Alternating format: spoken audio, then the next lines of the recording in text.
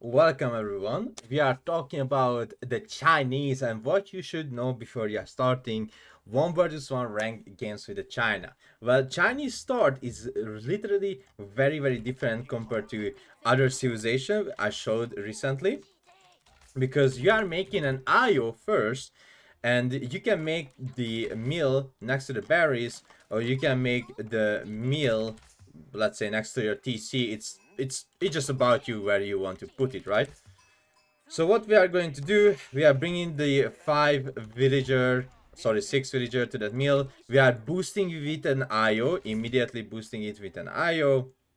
Really good, perfectly nice. After that, shift right click on the sheep. So when they drop the wood, they will start eating the sheep immediately. So now I made an IO, I'm gathering food, 6 villagers being boosted. I still need to gather 3 wood. Let me show you why. I gathered 3 extra wood. So now I have 50, which means I can drop down a mining camp. You will need to just gather a little bit extra wood. Not a lot of extra wood from this. Just 3 extra wood is enough and you can drop down a village immediately. So now look at this perfect start. I have a village, I have a mining camp, and I have a meal that being boosted by an imperial official that gives me taxes. So this is how you start the early Chinese gameplay. Here we don't put villagers on wood early on. We are still going on food on gold, or where, like, if we need more food or if we need more gold, right? So let me show you. We are still putting, but you want the 2 on gold and the 8 on food. After that, it just comes by feeling. Maybe I need to put more villagers on food. Maybe I need to put more villagers on gold. It will come by feeling where you want to put those villagers. Okay, so how do you want to do the tax collection? Because the IOs are collecting taxes from the buildings. You can see this building has 40 tax. I just click all the villager, click on the mill, right click back, shift right click back, and after that click with the IO, click to the TC, shift click back to the mill. Now I delivered the 40 gold to my TC. Amazing. I just have 10 villager on food. Now soon I can age up, that's what I want to do, right? I want to age up. Don't worry about the timings with the Chinese, because they build their landmarks very fast. So let's see, we go with the Imperial Academy first. You can't miss if you are going with Imperial Academy first. If your opponent is a knight civ, I suggest you rather building the Barbican first, because there is a high chance that you will get knighted or ignited. So the Barbican is better. But if the enemy civilization is not a knight civ, I suggest you to build immediately the Emperor Academy. So now we are focusing to also achieve the Barbican. We need that juicy Barbican as well, so we can activate the Song Dynasty. What is Song Dynasty, you may ask? Carvidus, can you tell me about the dynasties? Of course, my sweet child. Song Dynasty, sorry, we are in Tang Dynasty first, gives you 30% extra line of sight and unlocks the village. Song Dynasty gives you 33% extra villager production speed, unlocks the chicken new and the granary, requires the 2 feudal landmark. Yuan Dynasty gives 50% movement speed on almost everything unless it's a siege unit. Unlocks the Fire Lancer, the pagoda, need the 2 castle age landmark. Ming Dynasty requires the 2 landmark, gives you 15% extra HP on all military units in the game, and unlocks the Grenadier. Alright, why is it so good that we have the Imperial Academy and we are not Zushi, we are Chinese right now? So in the Imperial Academy, you can make the Imperial officials actually cheaper, right? That's really nice. Before we jump into this, let's talk about a really good Barbican position. Oh, look at this. This is a really good Barbican position. I protect both of my gold and my deer pack. Or let's say you had like a deer pack here, right? So what you can do with the deer pack is just slowly push to the Barbican, since the Barbican act as a tax drop-off building, just like the Imperial Academy as well. Both of them acting as a tax drop-off building, which means the IO can come to this building and here you go, the gold, the taxes of the peasants of the working fields, which is really nice. These little villagers building up the Barbican, and as soon as you finish the landmark, you will receive the Song Dynasty. Alright. So now as you see, I'm gonna have an IO that's authentically will collect the taxes. Because you don't want to, like, the reason why we put the Imperial official on meal and not moving at all, because you need those extra food that you get from supervising the meal, right? So if you get her this food, that food is actually 20% extra, right? It's more food that you receive from the sheep, which is that's why we want to leave the IOs supervising on buildings. Alright, so, and also 150% faster production, which means horticulture is 18 seconds, Weber is 36, surveyor techniques is 10, and professional scout is 30 seconds. Alright, so now from here on you can do many things. It's now based on you, where do you want to go with China. With China you can go China. You can go with 2 TC. That's very strong because your second TC makes villager in 15 seconds as well. You can go with Castle Rush. You can actually go Castle Rush just like Zushi, but you will use the Imperial Palace. You always wish to know how is the Chinese map hacker plays like. Just drop down the Imperial Palace and become one of them. So I'm not even joking. This is a map hacking landmark which gives you vision of all villagers of the enemy player. It sounds crazy good, right? You see all villagers, all traders again. All villagers, all traders, all IOs, fishing ships, every kind of unit that's a worker. The Imperial Palace will show you where they are. It's mwah. If you go fast H3, you drop down a stable and you make knights, you can just easily search for those villagers and snipe them out. Alright, so the other one is the astronomical clock tower. Okay, it's a clock tower, which gives you 50% extra HP on the siege engines. You can't boost it with an IO, don't even dream about it. I know there's gonna be some people in the chat just, you know, being angry. They are torching my chat section about how good it was back in the day when IO was able to boost the clock tower, or when the IO was able to boost the docks, or the IO was able to boost the markets, right? But those were the broken days of the Chinese, and thanks God we don't have that anymore because it was actually broken. 50% extra HP and IO boosted that landmark. I don't need to tell you that. Okay, so also why is this Imperial Palace is good? Now I didn't put an AI into this game, so I can't really show the map hacking thing, the Imperial Spies, but maybe we will restart and play against AI and I can show you that then. So there's another really good bonus with the Imperial Palace, which you will see. You don't want to build it close to your base. You will see it. Why? And also this is a tax drop-off building, so you can drop off taxes around the Imperial Palace. So the Imperial Academy, which I should talk a little bit more about it, it's a really good landmark because it gives you 100% extra taxes. Which means if I build here a barrack, if I build here an archer range, if I build here, never mind, I need a little bit more wood. At the same time, we are seeing the Imperial Palace is finishing, and look at this vision. BAM! Whoa! Look at that vision. Crazy. Here's the ability, by the way, that works for 15 seconds. But look at this crazy range. Dude, just put in the middle of the map and you will see even the neighbor that he's doing some janky stuff, you know what I mean.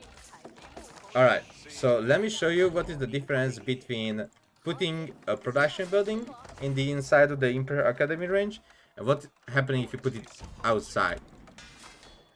Gonna make some unit Every unit gives you the same amount of taxes, so don't worry about that. You don't need to overcomplicate it. And you can have only 4 IO. So as you see, I think they give the same amount of taxes, no? Yeah, so they give the same amount of taxes. So you can see now this building has 16 tax, aka 16 gold stored inside.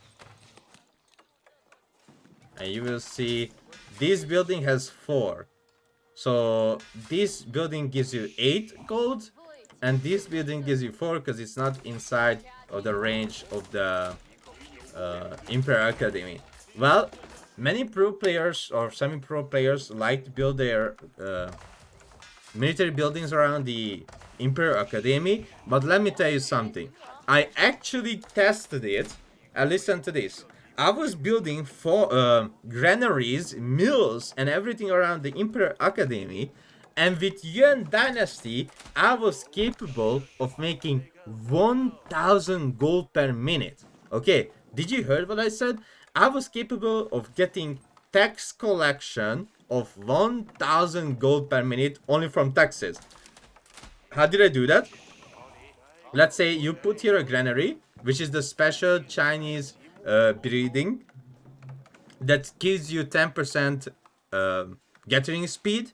If you put 3 granaries next to each other and you build a farm, that villager not getting 10% but 30% faster, because the granaries are stacking. They are all stacking. But again, if you have a huge side somewhere on the map, or if the map doesn't spawn very close with everything, what you can do is, like, let's say I put here a farm, or I put here rather a farm, and I put here a granary, and after that just put farms around the granary, and put here another granary, put farms around it, and all those villagers that dropping the taxes inside the granary, they also dropping double, right? So you can see one villager drop is 2 gold. So every time when they drop inside the Imperial Academy, they are actually dropping 2 gold. So you can see this is 12 and this is 24 on the produced units. So let's upgrade. Also the upgrades as well, they give you more cost, more what was that, more gold if you upgrade it in the range of the Imperial Academy. So let's say I spend 100 gold, right? So I almost gonna get 100 gold back, but I get 64 gold back for the upgrade, which is crazy, right? 64 gold, but I spent 100 gold and I get back 64 gold. God damn, that's really good. Alright, so let's put some villager on those farms, because soon we will need them. So on the late game, what you want to do with the Chinese actually, listen to this. Oh, I forgot to mention how many villagers did I have on farms with the 1000 gold per minute. I think it was 60 villager. Just, you know, I just want to whisper you. So that's how crazy good is the Chinese tax drop-off thingies. So in the later stages of the game, where you are getting into that, you want to have Chinese IOs supervising of your little buildings called the mining camp. But the reason behind that, because you get insane amount of stone. Just look at that. This is 1200 stone, but when we are finally getting the stone, you will see how much extra stone we will have, which again, insanely important. The Chinese builds every building faster, so it's, you know, like every civilization would build this barrack 30 seconds. The Chinese builds in 15 seconds. Outpost 60 seconds. Chinese builds in 40 seconds. So every building that the Chinese have, they're building out really faster. They learn how to, you know. There's a reason why they are so good at Temu. Yeah, right? Right? That's why you are ordering from Temu. But if you don't do, I do. I order from Temu. Don't tell anyone, please. Alright. So you will see, I will actually have more than 1200 stone thanks to the supervise, which is really important again. Supervise, supervise, supervise. Always supervise.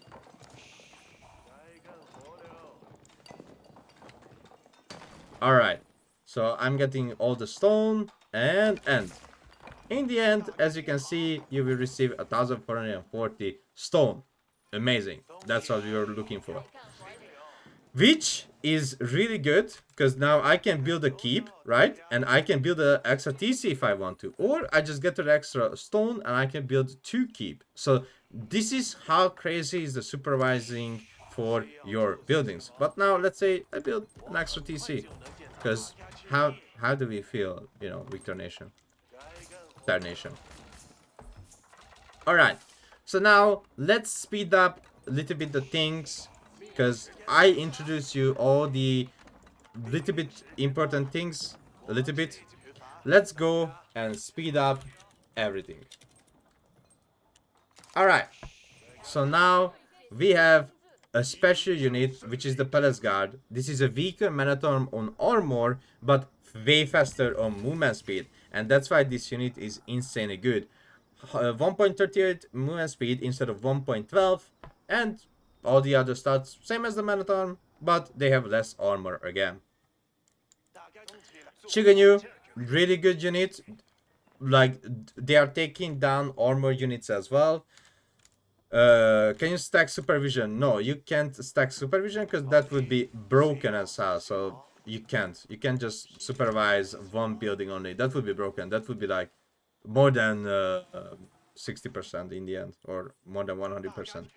Alright, so Chiganyu has 3 burst attack, which I can show you in a second. They do 444 damage. If a unit has ranged armor, right? Let's say 4 ranged armor, you still, or 5 ranged armor, you still do 111, which again, what does it mean? Corvinus, why are you saying that? The reason behind that, why is it so good? Because while the archer would do 1 damage at the same time with Chiganyu, the Chiganyu will always do 3 damage. So doesn't matter if you have 100 ranged armor, the Chiganyu will always do 3 damage and not 1 damage like an archer. That's why they are really good and really strong. The Chinese also has a special siege, which is the nest of bees, or look at these knees. Nest of bees, which the special mangala for the Chinese, which is actually a Korean siege. Please don't hurt me, Chinese. So you have the nest of bees, which is a really good siege unit. Not really good. Sorry, I was joking. It's a nice unit, but not so really strong. Because back in the day, the nest of bees was broken, and now they are not broken anymore. Let me show you. Let me introduce you. They are little rockets, very beautiful, very nice, not really special. They have 8 rockets. They do 6 base damage, +2 against ranged, and +4 against ship. For you as a Chinese, it's easy to spam them, because the mangala costs 400 wood, 250 gold. A nest of bees costs 300. Very nice. Balanced cost. The astronomical clock tower we're not making yet. We are going to the next stage. We have 2 really good landmarks. One of them is the Spirit Way, which is favorite. Next to the... So both landmarks are insanely good. But why is the Spirit Way one of my favorite landmarks? Well, let me show you that. So the Spirit Way, what it does. Dynasty technology can be researched here for 50% cost and 100% research speed. When a dynasty unit is killed, nearby units receive 20% attack speed and 20 HP over 10 seconds. Now, the Chinese has one of the most broken hand cannon in the game with the upgrade, the pyrotechnics. The pyrotechnics upgrade, instead of having 4 tiles of range, as like every other hand cannoneer, the Chinese hand cannoneer actually has 5.5 tiles of range, because they are a unique upgrade. Really nice. So what this landmark does, if you have a unit that's a dynasty unit, which is Chiganyu, Fire Lancer, or the Grenadier, and let's say, oh guys, I feel bad, I have a heart attack, all these units nearby will receive the extra attack speed, and now your Chinese hand cannoneer just became English hand cannoneer, but with extra range. How do we feel, Chinese nation, that your hand cannoneer actually can become English hand cannoneer by sacrificing one of your units? Oh wait, what? Oh, that was a crossbow. It's really hard to decide which one is a crossbow and which one is not. So yeah, archer attack speed, this attack speed. Wait, we don't have palace guard here. Where is the palace guard? Oh, I had palace guard. Wait, never mind. We needed another sacrificial lamp. So you can see even on palace guard, attack speed goes up to 1.12, and also they are regenerating HP as well. So if you have some Chiganyu in your army composition, just sacrifice them. You know, they are fine with it. They are fine with it. you can sacrifice them. All right. So let's see what else I want to show you. Oh yeah, Palace Guard has 30 extra HP that Zushi doesn't have it. So Zushi does not have this upgrade. Imperial, they don't need to research what is the upgrade name? Pyrotechnics, because they get it for free when they go to Imperial Age. They automatically receive that upgrade, but that upgrade is not really good anymore because it's just bonus damage against bonus damage on the bonus damage. The science is kind of weird, but you know what I mean. So the pyrotechnics only increases the bonus damage of the siege unit. That's all. Alright, next landmark, which this is the order you want to play Chinese dynasties. You go Tang Dynasty, Song Dynasty, into Ming Dynasty, and back to Yuan Dynasty. So now we are going to Ming Dynasty, which is nice that you get 50% extra HP, right? So now every military unit I have, let me show you and research it. Now the Palace Guard has 242 HP, very nice. Or the Hand Cannoneer has 20 extra HP, but it's not as good as having the Yuan Dynasty. Because Yuan Dynasty gives movement speed to the villagers as well. It gives movement speed to the Imperial officials as well. So you will see, where is my Imperial official? Look at that movement speed. God damn, boy. Look at this guy. He just wants to collect some taxes. That's why he is so fast. So movement speed is the key. Every game you play, the slower the unit is, the worse. The best units in this game are always fast or high DPS. And also the Hand Cannoneer, it's faster as well. You research a serpentine powder. And let me show you a Hand Cannoneer, a Chinese Hand Cannoneer that has 1.29 with the Yuan Dynasty. How fast after shooting. Look at this. Look at that. Look at the movement speed. 1.55 immediately.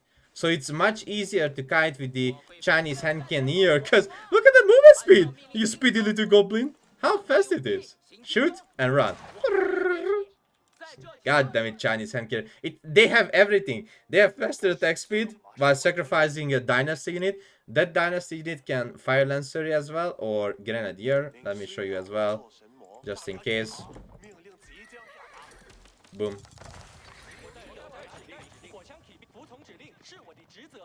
Okay. I don't remember. They give each other as well the buff, right?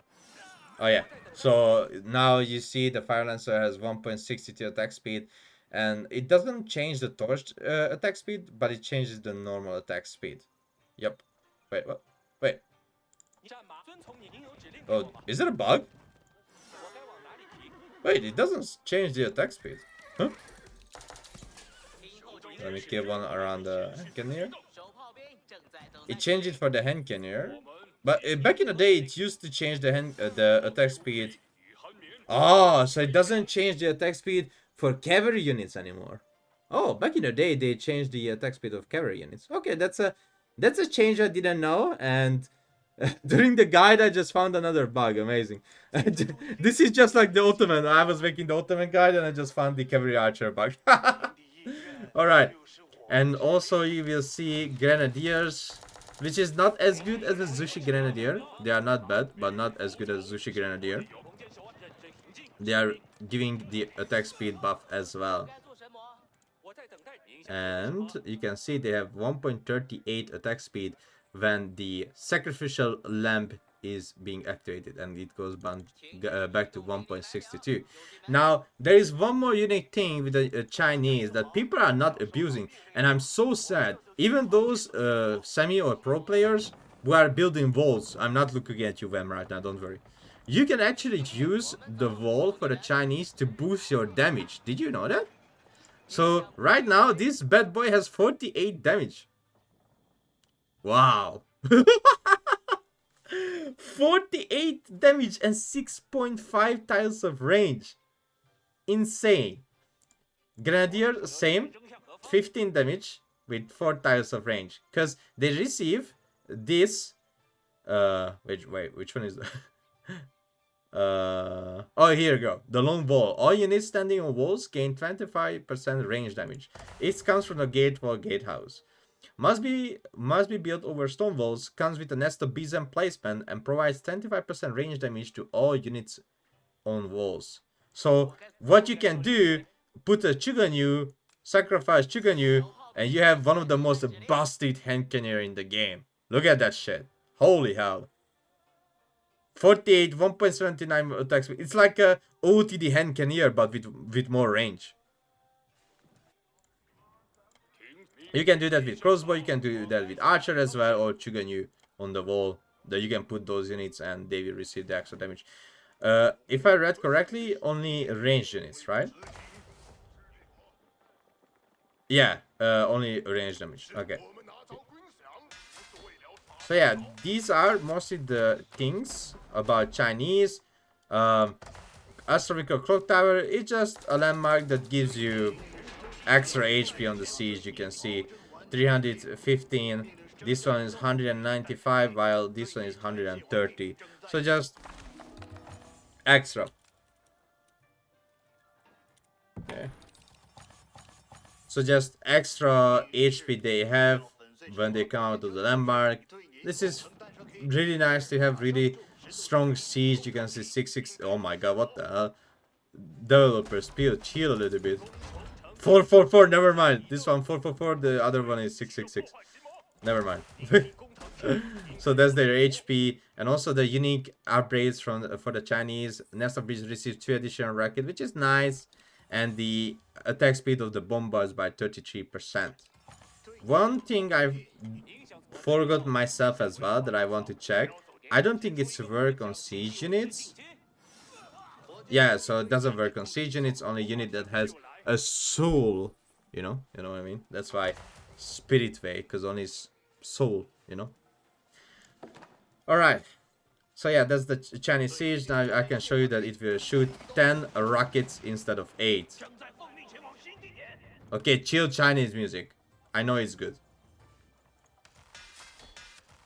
Oh yeah, Fire Lancer as well. They have really good torch damage, 35 torch damage, and on impact they do AoE damage with their fire lance. That's a gunpowder thing in the Castle Age and the Imperial Age. So they are really nice. They are really fast, 1.87 movement speed, really nice. Yeah, and I think we talk about the early games of China, the strength of China. Before we finish this little video, there are 2 honorable mentions for the Chinese. One of them is their water, insanely strong. You can get nest of bees on Boshan. So, you know, when the developers were making the Chinese civilization, so first of all, Grateful Gatehouse never had nest of bees, okay? They buffed it, they give nest of bees. They were like, you know, they were set around the office, you know, the developers, and they're like, what do we need to get to the Grateful Gatehouse? Put a nest of bees in it. Okay, we need to buff the Chinese water. What should we do with the Bochan? Put a nest of bees to the Bochan. Boom, they put a nest of bees. Now the Bochan has a nest of bees. The next thing is gonna be either the keep gonna have a nest of bees at placement, or the towers will have nest of bees at Or maybe the stone wall towers will have nest of bees and placement. Why not? Like Byzantine has unique stone wall tower as well. Imagine Chinese stone or Zuchi stone wall tower with the nest of bees and placement. I can easily see that. How does the ancient technique getter's rate works? Every dynasty counts. This one, this one, this one, and this one. So when you see this little lock, it's like plum, unlocked, and it was active once. So as soon as you unlock this, it goes into the ancient technique. So it is 4%, 4%, 4%, 4%, which is 4, 8, 12, 16%. Right? Right. Also, they have the pagoda. Pagoda is insanely strong. Let me show you. I'm gonna make a scholar. I'm gonna capture a relic. Gonna pick up the relic. Gonna bring it back to home. Boom. Put the relic inside. And you will see it will make 25 stone per minute, 100 gold per minute, 62 wood per minute, and 62 food per minute. So this is like a cheap version of Ragnit's Cathedral, actually, because it gives you a lot of resources. 62, 62, 125. That's a bunch of resources, if you ask me. That's better than Tide Barns. 2 times better than Tide Barns, right? So it's like a mini Ragnit's Cathedral. You can have 3 of them. So I think overall this is like 700 resources. Oh my god. Chinese, can you chill down 700 resources per minute from 3 pagoda? Easily 700 or maybe 730 or something like that.